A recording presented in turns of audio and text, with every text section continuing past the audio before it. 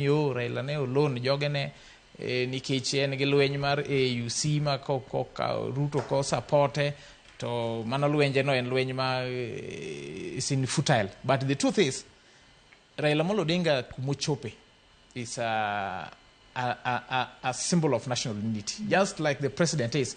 Raila osechope level moro ma en gi authority and voice mar kelo kwe piny ahinya to Kenya. To aparo ni wisdom kane gineno ka piny wang' be mata neno kata ka ODM siko wacho seche te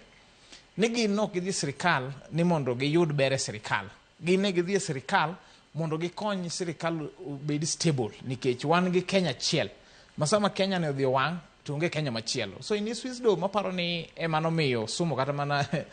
William Samoei Ruto kaka wache no jotuke mabeyo mondo konye loso sirikal kik sirikal gore piny. But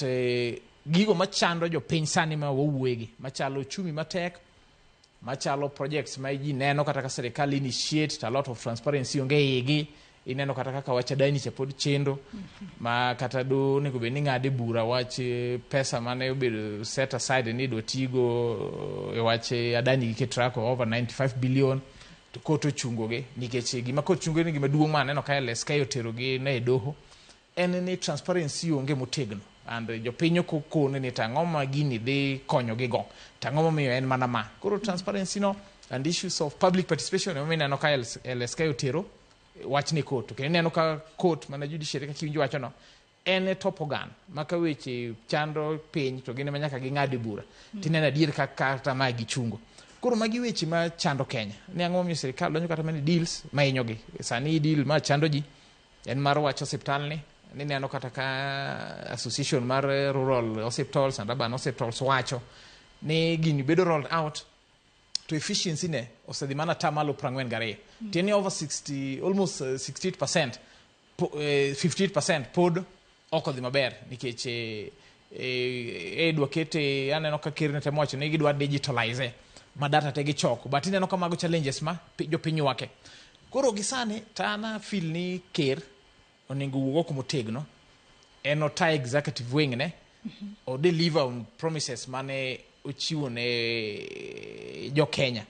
to opposition be kik nende gimoro miwacho ni ken UDM odhi sirikal ne and to me aneno ka en gima miriambo mokmon jo parliamentarians hold accountable executive nikech mano tij parliament be ma wagone jo wajumbe wa ombolo ni gidhi od bura mondo gi hold the executive to account. Wajumbe wan go 349 kinyal kona ni koro ni keche afiu nyocho resign ODM odonje sirikal keche ok gin jo ODM sane gi resign magiweyo ni koro modongi ni gin jo Kenya nyere ahinya to giwuoye. This one ana call on our leaders ahinya to mayiero ni at any given time gin gi od bura monigo be ni gi yale weche wa kaka jo piny gik machando wagi ochumi ma weche gitege weche mag sirikal timo gi weche kata kaka ma university ma kawuono ineno ka universities workers ochako wacho ni kapo ni bargain agreement mane sirikal omiyo gi ok nyal migi to koro gin gidok mane ng'anyo kendo gidhi tiyo weche machalo mag health mowuoyegi magi ma parliamentarians ema onego koro bede forefront onego bed ni gikelo bills onego bed ni gikelo proposals od bura kachacha mar keto sirikal tesre ok inyalo wacho ni mani ne en tiji just a section of opposition ni part of ODM leadership kende oyo